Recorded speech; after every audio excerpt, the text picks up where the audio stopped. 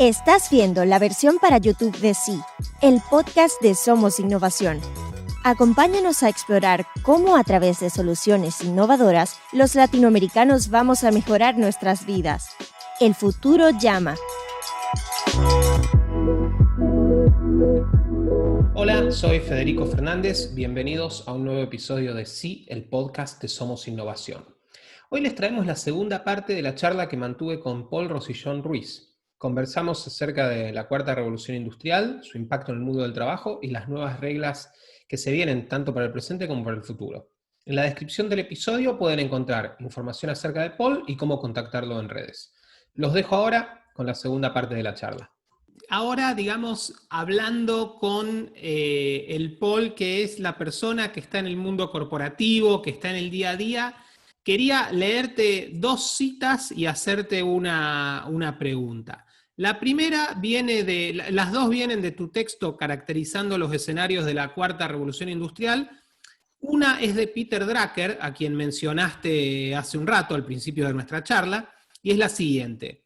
Drucker, aparentemente muy cerca del final de su vida, dijo lo siguiente. El gran desafío de nuestro tiempo es adaptar el modelo de liderazgo, dirección y gerencia de nuestras organizaciones a la complejidad de la sociedad postindustrial. Más adelante, en tu texto, vos decís lo siguiente: la nueva estrategia de capital humano es diseñar y ensamblar procesos humanos con procesos digitales. Correcto. Entonces, la pregunta es, ¿qué características para vos tiene que tener la gestión de talento humano en esta nueva economía que vivimos? Fíjate, este es un tema en el que yo he estado conversando reiterativamente por razones obvias en estos últimos tiempos, sobre todo porque desde que comenzamos con lo de la pandemia, todo esto de los webinars, de los eventos virtuales y las conferencias, bueno, es el pan nuestro de cada día y obviamente estos son temas importantes, ¿no? Fíjate, la gestión de capital humano se va a transformar radicalmente. Yo le digo a los colegas, y no a los colegas, porque hay una gran diferencia en este momento. El tema de gerenciar personas ya no es un tema de una disciplina o de un área. Lo más importante ahora para la organización es la gestión de personas. Y eso implica que todo el liderazgo, no importa cuál sea su formación o su campo, tiene que entrenarse en una serie de competencias. Tengo una amiga que no le gusta que las llame así, pero para que nos entendemos las vamos a llamar así: competencias blandas o soft skills, ¿no?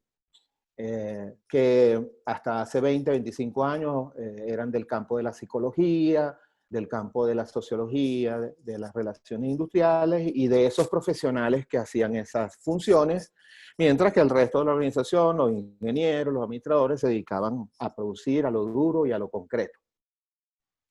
Pues resulta que hoy en día todas esas actividades que hasta hace 10 años eran lo duro, lo concreto, voy a usar una frase que la recogí de una de estas lecturas: todo lo que pueda digitalizarse será digitalizado. Todo lo que pueda ser manejado por un algoritmo será manejado por un algoritmo. Entonces, toda esa actividad empresarial, contabilidad, la ingeniería, todo ese tipo de procesos, ya está sucediendo de hecho, pues irá progresivamente quedando en manos de los sistemas expertos. En estos días leía que hay una empresa que ya se ofrece, es un proveedor de servicios, pero lo que ofrece es inteligencia artificial, no personas.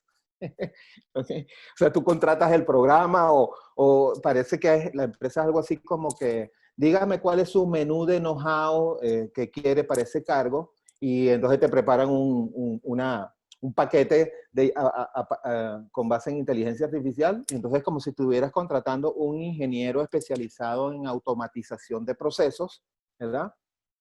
Bueno, simplemente pues me imagino que es una serie de programas que ya a través de inteligencia artificial pueden hacer ese tipo de cosas.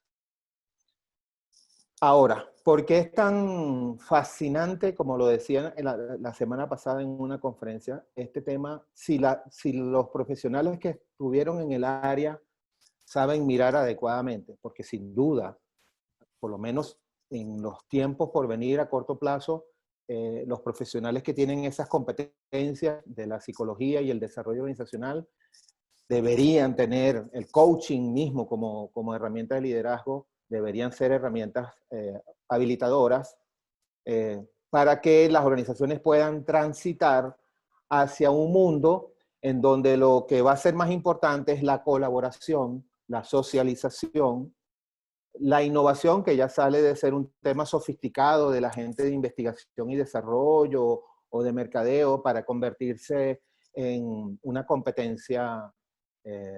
Yo decía en estos días, mira, ahora es saber leer, escribir e innovar. ¿Sí? Son, entonces, en las escuelas, en la educación básica primaria de los primeros años, habrá que enseñarnos a leer, a escribir, y nos deberán enseñar a cómo crear, cómo generar pensamiento innovador, ¿no?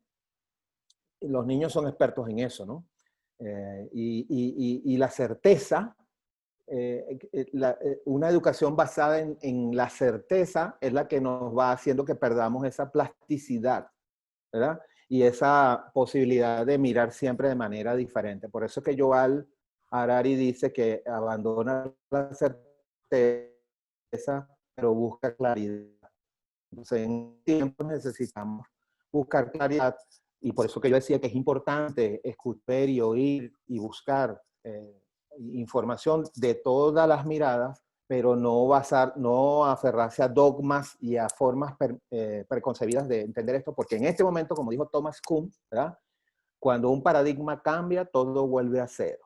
¿Qué es lo que pasó con uno de los grandes efectos de la pandemia? Que la pandemia nos reseteó. De hecho, lo llaman el gran reseteo, ¿verdad? Y la agenda del foro de Davos de 2021 se llama el gran reinicio. Ese es el nombre que tiene la agenda del foro de Davos 21. Entonces, nos volvieron a todos a la casilla de salida. Entonces, tenemos que entender que no hay dogmas, no hay certezas, hay que buscar claridad, porque la claridad no disminuye la complejidad, pero nos ayuda a reducir incertidumbre. ¿Dónde va a estar entonces el foco de la gestión empresarial? En la gestión de las emociones, en innovar y crear es como componer una canción. Entonces, imaginemos a un músico.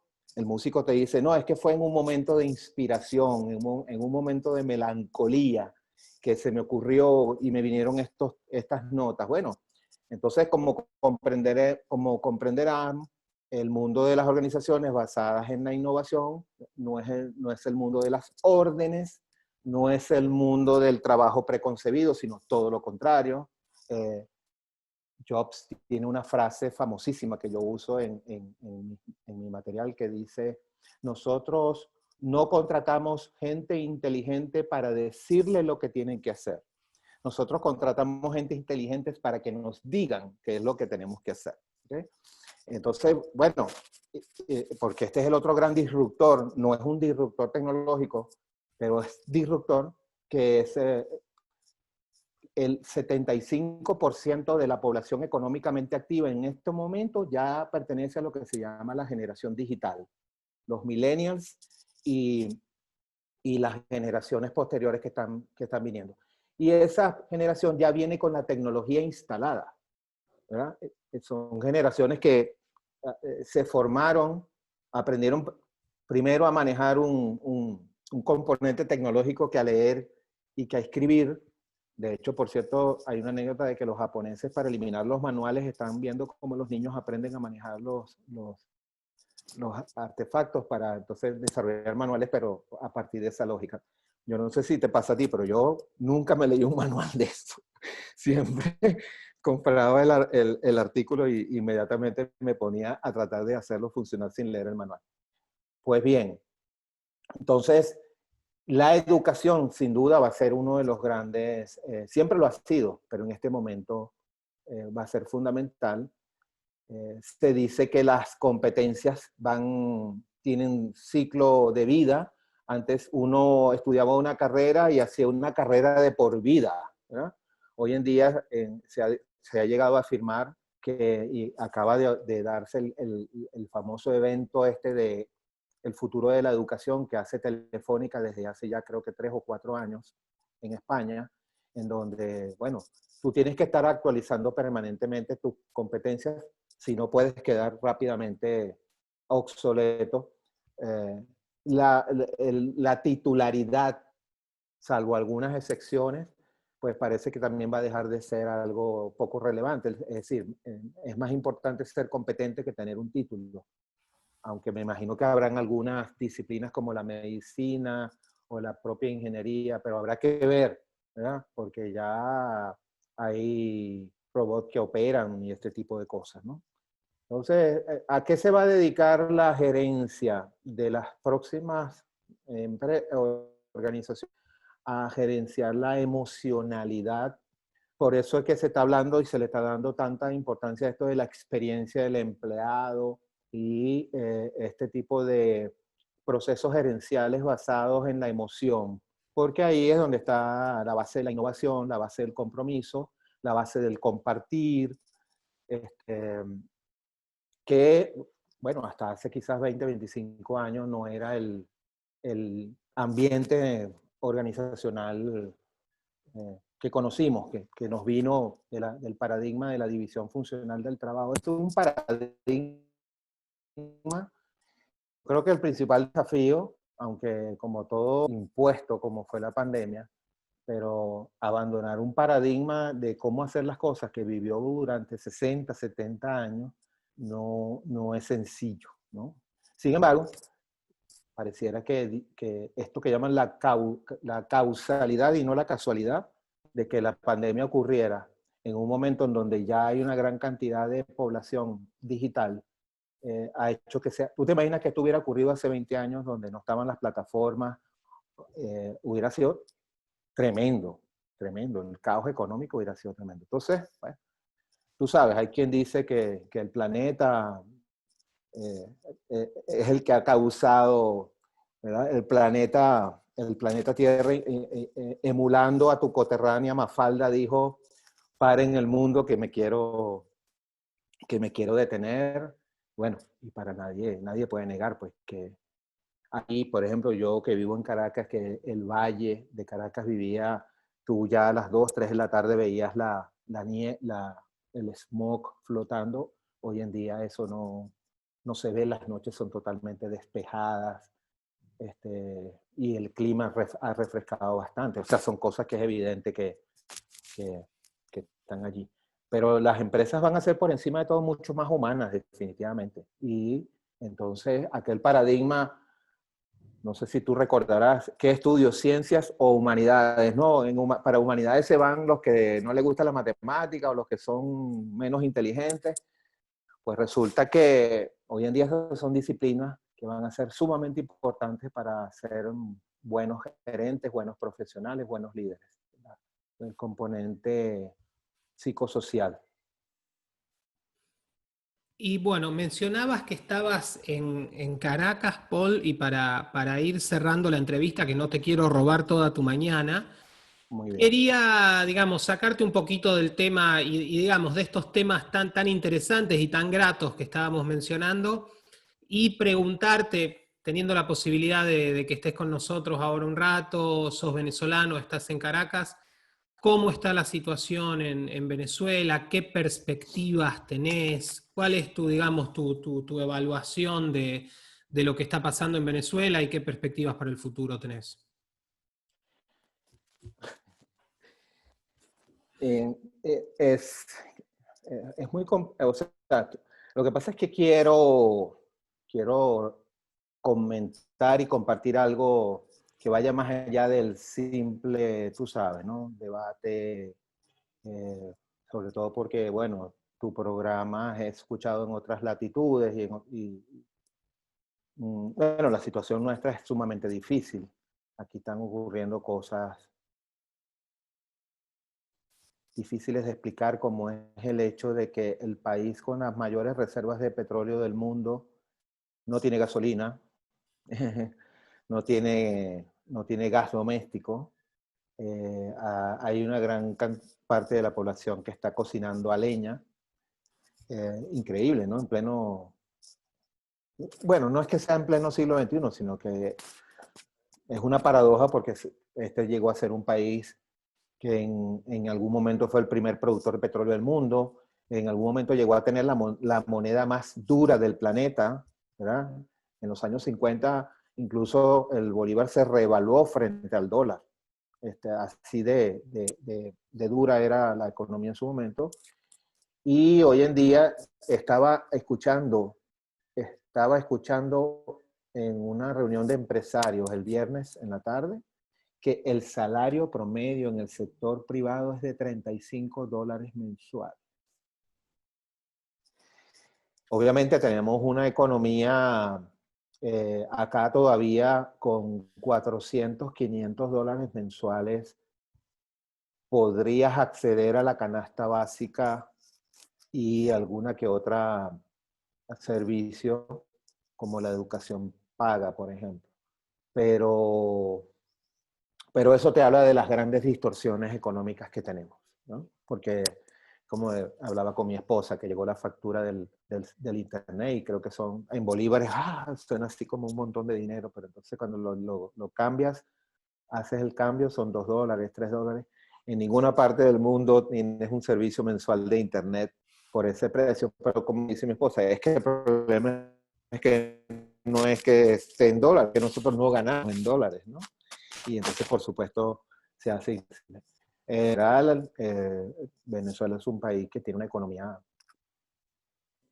totalmente colapsada y políticamente es un país que está también sometido a unos grandes estrés y unas grandes presiones porque lamentablemente el tema de Venezuela es que ahora nosotros somos un jugador geopolítico importante, pero como trofeo, ¿no?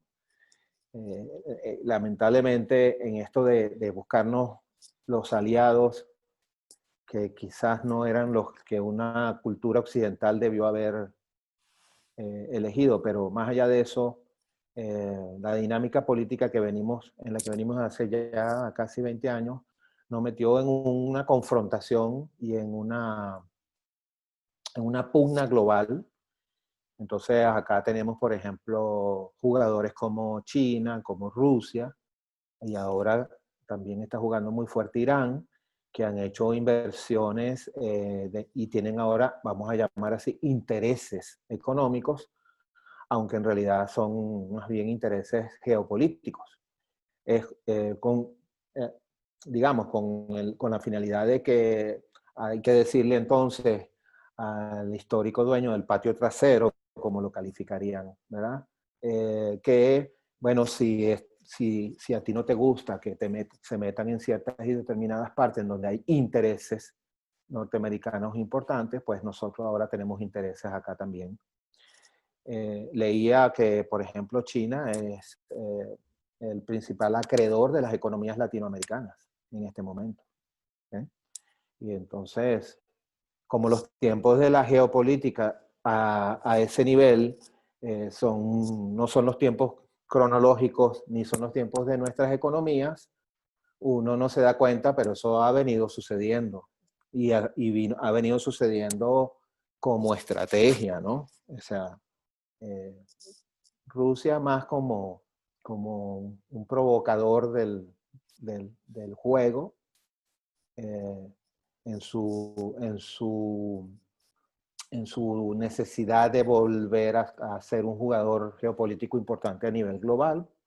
Saben que la Unión Soviética se vino a menos con la caída del muro de Berlín y todo lo que significó la perestroika y todo eso. Pero bueno, Rusia no ha logrado ser un jugador económico importante, sí lo es obviamente en el plano militar. China se ha convertido sin duda en una potencia y bueno, todos sabemos que esta gran guerra que hay por el dominio de la tecnología entre China y Estados Unidos tiene que ver con eso. O sea, quien domine el 5G, quien domine la computación cuántica, quien domine esas tecnologías, en esta nueva era en donde la inteligencia artificial y el manejo del dato es el activo, pues estamos hablando el dominio económico, ¿no? en su concepción más amplia. Entonces, bueno, nosotros estamos allí, en medio de ese gran problema, como jugando el papel del dicho de que cuando pelean los elefantes, quien sufre es la hierba, ¿no? Bueno, nosotros somos la hierba, y como te estaba diciendo, creo que antes de que comenzara el programa, son problemas demasiado grandes, ¿no? Entonces yo sí lo sigo porque creo que no se entiende el problema local doméstico si no se entiende el problema global, y no el problema político, sino geopolítico, que incluye todo el tema de la transformación tecnológica y todo lo que está ocurriendo, porque y vamos a ir cerrando por donde comenzamos. Sin duda estamos frente a otro gran momento de disrupción. Hay un gran cambio del paradigma tecnoeconómico, sin duda. Sin embargo, los estudiosos de esta cuarta agregan y califican a este periodo de antropoceno. Es decir, que los estudiosos de la transformación dicen que estamos entrando en una nueva era de la humanidad, caracterizada por primera vez por ser el hombre el que genera el cambio en el comportamiento de la naturaleza. Y por eso es que se le está llamando antropoceno. O sea, antes desaparecía la especie, un meteorito acabó con los dinosaurios, en fin, antes siempre era una glaciación, una era de hielo, en fin, era un fenómeno de transformación de los ajustes, un cambio en la civilización. Ahora tenemos cambio climático y toda esa cantidad de problemas que son generados por la acción del ser humano. Entonces, están esos dos elementos ya viéndolo en el más amplio contexto, que es la disrupción, el cambio del paradigma tecnoeconómico y todos los efectos que está generando lo que fue la economía industrial en el cambio climático. Por eso que vemos presiones tan grandes con estos temas de sustentabilidad y sostenibilidad. Mira, nosotros como país somos una ficha, realmente no tenemos más allá que ese rol. ¿Y cómo estoy yo en medio de ese proceso? Bueno, como lo podrán ver, como lo puedes apreciar, dedicado a estudiar y a entender todo esto. Obviamente las plataformas permiten ir más allá de la frontera física e interactuar en espacios. Yo le digo a la gente, Zoom es la oficina, ¿no? Yo digo, mira, no es correcto hablar de home office porque tú no trabajas desde tu casa, tú trabajas en la plataforma, no importa dónde tú estés. ¿Okay? Y además, si estoy en Starbucks y me puedo conectar, trabajo desde Starbucks. Entonces, la oficina es la plataforma, no es el sitio físico. Entonces, bueno, como ahora las plataformas te permiten estar y conectarte, obviamente eso... Y te tengo que decir que me he reinventado, como probablemente se ha tenido que reinventar mucha gente, y me he metido en una cantidad de temas que ni pensaba antes de marzo que iba a estar, ¿no? Pero bueno, si ese es el mundo y si ese es el tiempo que nos tocó biológicamente vivir, estoy tratando de sacarle el mayor partido posible y no le dedico un segundo al lado vacío de la copa. En estos días me llamó un amigo y me dedicó 2 horas para tratar de convencerme de que yo me tenía que ir de Venezuela. Y yo le decía, pero bueno, ¿y quién se ocupa? O sea, yo no critico, obviamente, a quien tome esa decisión, pero yo sí creo que hay que respetar a los que tomamos la decisión de que pensamos que hay que seguir tratando de aportar y es nuestro país. Bueno, por cierto, ese es otro paradigma que está cambiando, tú sabes. Hay toda una discusión acerca de si el Estado-Nación, como lo conocemos desde hace 400 años, va a seguir existiendo, ¿no? Pero mientras no cambie ese paradigma, todavía estamos en un Estado-Nación y bueno, vamos a tratar de contribuir, pero no desde la ideología ni desde la destrucción y la crítica, sino esto que estamos tú y yo haciendo, ¿no? Porque obviamente, y eso se conversa mucho, el país prácticamente va a tener que arrancar de cero, porque resulta que toda esta revolución tecnológica, podríamos decir que comenzó en el año 2000, que fue el año en que comenzó la revolución política, aquí, pero en sentido contrario. Entonces hay gente que dice que nosotros tenemos 40 años de retraso y no 20. Pero también es cierto que hubiera sido más difícil quizás cambiar sectores industriales donde hubiesen grandes inversiones en infraestructura o en maquinaria o en activos, porque prácticamente hay que comenzar de cero. Eso podría teóricamente hacer que la adopción del paradigma digital se haga de manera más acelerada, ¿no? Pero hay más preguntas que respuestas, ¿no? Y para este país, volviendo al mismo comentario de los geopolíticos y cierro, obviamente, por ejemplo, temas como lo que va a pasar mañana en Estados Unidos tienen una importancia de vida o muerte. No es que, o sea, sin entrar de nuevo en que si estamos o no estamos de acuerdo, sino que cualquier cosa que pase ahí va a significar una política distinta para el país. Entonces, nos tiene muy aprensivos, nos tiene muy pendientes lo que va a pasar mañana. Por lo demás, bueno, Venezuela sigue siendo un país con una población joven. Tenemos una gran diáspora de gente que ha demostrado la calidad y la competencia. Y pensamos que esa experiencia internacional, además, y esa experiencia de migrante, va a ser importante cuando la gente regrese, los que decidan. El país que sufrió lamentablemente de un error gigantesco. A este país se le educó bajo una creencia fatal de que éramos un país rico porque teníamos petróleo. Y resulta que tenemos todo el petróleo del mundo y no tenemos la verdadera riqueza, que era el trabajo y la tecnología que hacía posible que ese petróleo saliera. Pues el venezolano pensó que tenía derecho a que el Estado le cubriera y le diera porque éramos ricos. Y bueno, lamentablemente pues cierta clase política que tuvimos capitalizó, es profeso yo diría, esa creencia. Creo que uno de los grandes aprendizajes que ha tenido la sociedad, muy doloroso y muy duro, es que el trabajo es lo único que hace que realmente pueda crearse riqueza. Y yo veo que la gente está esperanzada y a la expectativa, a pesar de las terribles condiciones en las que algunos sectores están esperando. Esto es un país, fíjate que a pesar de este país no ha habido violencia civil. Ese es un rasgo del venezolano y el venezolano sigue pensando que la solución debería ser por las vías civilizadas democráticas. Hay serias dudas con respecto al liderazgo que hay en este momento. Pero bueno, esperando a ver qué es lo que el destino ha decidido y nos tiene allí reservados. Yo, esperanzado y confiado y poniendo mi granito. Seguro que sí, Paul. Y bueno, te agradezco muchísimo tu tiempo. Ojalá tengamos la oportunidad de conversar más adelante para seguir charlando de estos temas, de tecnología, de los cambios en el mundo laboral. Y bueno, a cada uno de los que nos escuchó, muchísimas gracias. No olviden suscribirse al podcast a través de cualquier plataforma que utilicen para escucharlos. Y nos encontramos en el próximo episodio de Sí, el podcast de Somos Innovación.